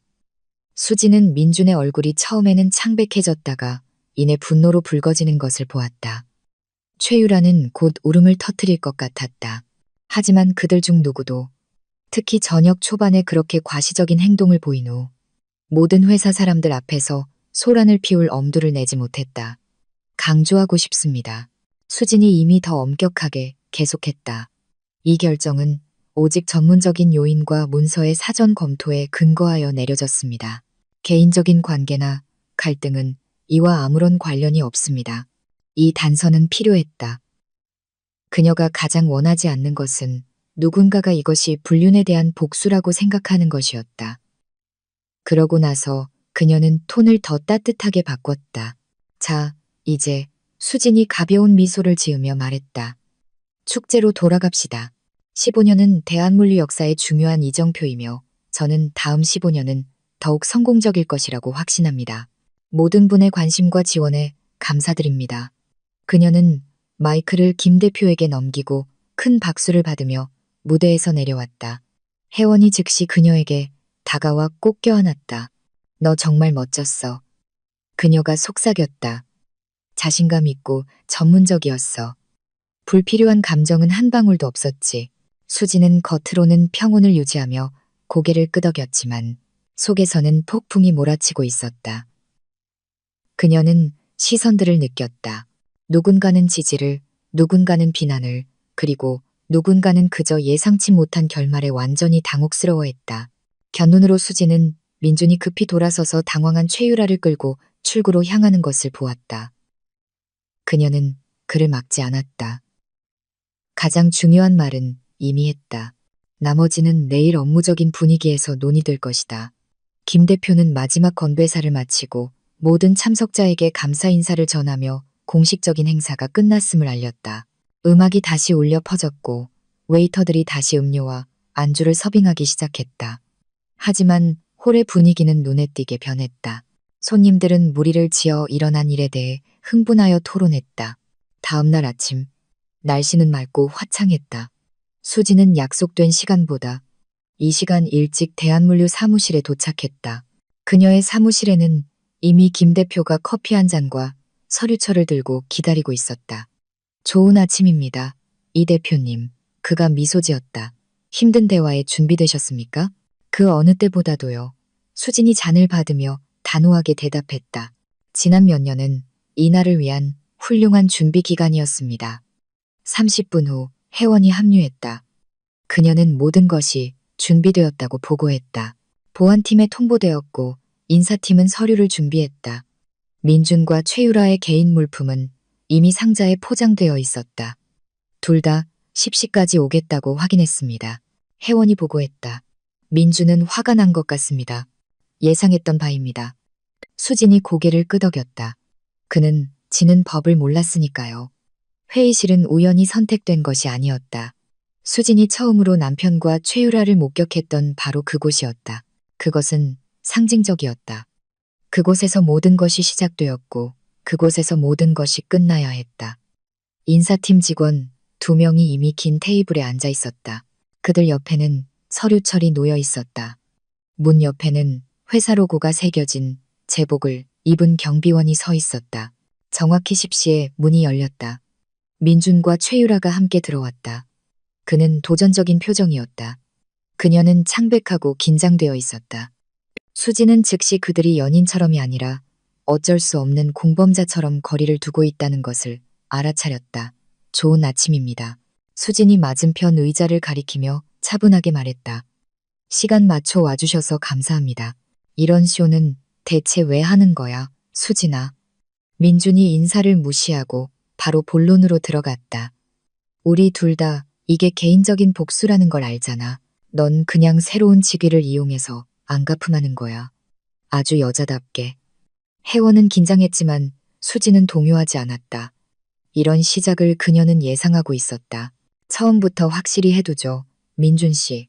개인적인 비난은 상황을 해결하는 데 도움이 되지 않습니다. 그녀가 차분하게 말했다. 사실이 모든 것을 말해주고 있습니다. 그녀는 인사팀 직원들에게 고갯짓을 했고 그들은 민준과 최유라에게 서류철을 건넸다. 여기 발견된 위반 사항에 대한 상세한 보고서가 있습니다. 민준은 서류철을 열어보지도 않고 보란 듯이 밀어냈다. 이제 네가 사장이니 뭐든 할 수 있겠지. 이제 누가 너한테 반박하겠어? 조사는 제 임명 이전에 시작되었습니다. 수진이 여전히 침착하게 상기시켰다. 김 대표님의 지시로요. 그분을 개인적인 복수로 의심하기는 어렵겠죠. 민준과 달리 최유라는 서류를 열고 빠르게 내용을 훑어보기 시작했다. 그녀의 얼굴은 점점 더 불안해졌다. 여기 뭔가 실수가 있는 것 같아요. 그녀가 중얼거렸다. 이 데이터는 맞을 리가 없어요. 유감스럽지만 모두 사실입니다. 혜원이 자신의 서류철을 펼치며 끼어들었다. 여기 비교 분석 결과입니다. 실제 지표와 당신들이 보고서에 기재한 지표. 불일치는 체계적이고 의도적입니다. 일부 직원의 지표는 낮추고 다른 직원의 지표는 높였습니다. 그리고 모든 것은 한 사람의 서명 아래 있습니다. 당신의 서명, 민준 씨, 최유라는 그에게 빠른 시선을 던졌다. 이건 그냥 일반적인 조정이라고 했잖아. 다들 그렇게 한다고. 책임 전가하지 마. 그가 잘라 말했다. 너도 네가 뭘 하는지 잘 알고 있었잖아. 수지는 놀라울 정도로 차분하게 그들의 말다툼을 지켜보았다. 일주일 전만 해도 이런 광경은 그녀의 마음을 산산조각 냈을 것이다. 하지만 지금 그녀는 범행 현장에서 잡힌 2명의 비전문적인 사람들만 볼 뿐이었다. 2가지 선택지가 있습니다. 그녀가 다시 그들에게 시선을 집중하며 말했다. 사직서를 제출하거나 아니면 내부 조사의 결과를 기다리세요. 아마도 중대한 직무 위반으로 인한 해고로 끝날 겁니다. 최유라는 잠시 망설이다가 말없이 종이를 들고 사직서를 쓰기 시작했다. 포기하는 거야. 민준이 발끈했다. 그녀가 옳다고 인정하는 거야. 내가 졌다는 걸 인정하는 거야. 최유라가 고개를 들지 않고 조용히 말했다. 그리고 상황을 더 악화시키고 싶지 않아. 그녀는 서류에 서명하고 수진에게 건넸다. 가도 될까요? 네, 물론입니다. 최유라는 뒤도 돌아보지 않고 빠르게 나갔다. 방에는 긴장된 침묵이 흘렀다. 난 아무것도 서명하지 않을 거야. 민준이 마침내 팔짱을 끼고 말했다. 그리고 명예훼손과 부당해고로 널 고소할 거야. 그건 당신의 권리입니다. 수진이 차분하게 대답했다. 하지만 명심하세요. 만약 조사가 우리의 결론을 확인한다면, 그리고 우리 변호사들은 그렇게 될 것이라고 확신하고 있습니다. 결과는 단순한 해고보다 훨씬 더 심각할 것입니다. 겁주는 거야? 그가 눈을 가늘게 떴다. 이 모든 걸 대중에게 공개할 용기는 없을걸. 너무 더러운 빨랫감이 많잖아. 저는 언제나 깨끗한 것을 선호했습니다. 수진이 차분하게 대답했다. 이래서도 사생활에서도요. 회원과 인사팀 직원들이 나가고 전 부부만 남았다. 문 옆에는 만일의 사태에 대비해 경비원만 남아 있었다. 민주는 마치 처음 보는 사람처럼 수진을 쳐다보았다. 너 누구야? 그가 씁쓸하게 물었다. 내가 결혼했던 여자를 모르겠어. 내 수진이는 부드럽고 이해심이 많았는데 아마 당신의 수진이는 그랬을지도 모르죠. 수진이 그의 말을 끊었다. 하지만 저는 이 수진은 언제나 당신이 생각했던 것보다 훨씬 강했습니다. 단지 이전에는 그것을 보여줄 이유가 없었을 뿐이죠. 이제 당신이 그 이유를 주셨습니다. 그럼 이건 결국 복수네. 민준이 비웃었다. 내가 나를 돈지갑이나 경력의 발판이 아니라 남자로 봐주는 사람을 찾았다는 것에 대한 수지는 속에서 분노가 끓어오르는 것을 느꼈지만 참았다. 당신은 정말 그렇게 봤군요. 내가 당신을 이용했다고? 그녀는 고개를 저었다. 그리고 나는 우리가 파트너라고 생각했는데 우리가 함께 미래를 만들고 있다고. 파트너. 민주는 거의 그 말을 뱉어냈다. 지난 1년 내내 넌 내 도표와 표에 둘러싸여 앉아있기만 했어. 우리가 마지막으로 그냥 이야기하고 같이 저녁 먹은 게 언제야? 넌 내가 향수 바꾼 것조차 눈치채지 못했잖아. 대신 나는 당신이 낯선 냄새를 풍기며 집에 들어오기 시작했다는 걸 눈치챘죠. 수진이 차분하게 대답했다. 휴대폰에 비밀번호가 생겼다는 걸, 당신이 일주일에 서너 번씩 고객들과 늦게까지 있다는 걸. 민주는 시선을 피했다. 그럼 넌 알고도 아무 말 안 했구나. 무슨 일이 일어나고 있는지 이해하려고 노력했어요. 수진이 한숨을 쉬었다. 하지만 당신은 나에게 단 한 번의 기회도 주지 않았죠. 그냥 결정을 내렸고, 그리고 이제 우리 둘 다 그 결과와 함께 살아야 합니다. 민주는 마치 바람 빠진 풍선처럼 의자에 주저앉았다. 그의 얼굴에는 더 이상 분노가 없었고 피로뿐이었다. 내가 뭐 때문에 죽겠는지 알아. 그가 조용히 말했다. 네가 그냥 나랑 이야기하고 모든 걸 안다고 말하고 바로잡을 기회를 줄 수도 있었다는 거야. 그런데 넌 이걸 선택했어. 그는 복도 쪽으로 손을 흔들었다. 굴욕, 해고. 그럼 당신은 어제 나를 굴욕 주지 않았나요? 수진이 마찬가지로 조용히 물었다. 최유라의 팔짱을 끼고 파티에 왔을 때, 저녁 내내 나를 무시했을 때. 민주는 입을 다물었다. 그의 눈에는 부끄러움과 비슷한 무언가가 스쳐 지나갔다. 네가 상관없을 줄 알았어. 그가 중얼거렸다. 넌 너무 차가워 보였고 내 프로젝트에 몰두해 있었잖아. 저는 제가 가장 잘하는 것을 하고 있었어요. 민준 씨. 수진이 피곤하게 대답했다. 일하고 문제를 해결하고 상황을 개선할 방법을 찾았죠. 아마 위기를 대처하는 가장 감동적인 방법은 아닐지 몰라도 이건 제 방식입니다. 긴 침묵이 흘렀다. 수지는 남편을 유심히 바라보았다. 그는 늙어 보이고 지쳐 있었다. 눈가의 주름, 그 밑에 그림자. 지난 몇 달은 그들 둘 모두에게 쉽지 않았다. 그래서 이제 어떻게 되는 거야? 그가 마침내 물었다. 우리는, 회사는 계속 운영될 겁니다. 수진이 단호하게 말했다. 새로운 방향, 새로운 우선순위로요. 그리고 그녀는 망설였다. 저는 우리의 결혼이 어젯밤보다 훨씬 전에 끝났다고 생각해요. 단지 우리 중 누구도 그것을 인정하고 싶지 않았을 뿐이죠. 이 말을 남기고 그녀는 출구로 향했다. 문턱에서 민준이 그녀를 불렀다. 있잖아, 처음에는 내가 널 정말 사랑했어. 수지는 멈췄지만 돌아보지는 않았다. 나도 그랬어요, 민준 씨. 하지만 그것만으로는 충분하지 않았네요. 그녀는 승리감도 분노도 없이 그저 조용한 안도감과 앞으로 나아갈 준비가 된 채로 회의실을 나왔다. 1시간 후 수지는 자신의 새로운 사무실 창밖을 내다보고 있었다. 아래 사무실 입구에서 민준과 최유라가 무언가에 대해 격렬하게 논쟁하고 있었다. 그러더니 최유라가 급히 돌아서서 그를 혼자 남겨두고 가버렸다. 민준은 잠시 서 있다가 차에 타서 떠났다. 이것은 정말로 그들의 마지막 날이었다. 커플로서, 동료로서, 서로의 삶의 일부로서 부서장들과의 성공적인 회의 후 수지는 회사의 미래에 대한 자신의 비전을 제시하고 공식적으로 회원을 재무이사로 임명한 뒤 어머니에게 전화했다. 그래서 다 끝났니? 어머니가 즉시 물었다. 네, 엄마. 수진이 안도하며 말했다. 민주는 떠났어요. 최유라도요. 그리고 저는 이제 대한물류의 대표이사입니다. 기분이 어때? 이상해요. 수진이 인정했다. 화가 나거나 기뻐할 줄 알았는데 그냥 평온함만 느껴져요. 마치 모든 것이 마침내 제자리를 찾은 것 같아요. 그게 바로 성숙이야. 어머니가 따뜻하게 말했다. 복수는 진정한 만족을 주지 않고 오직 정의와 앞으로 나아갈 가능성만이 만족을 준다는 것을 이해하는 거지.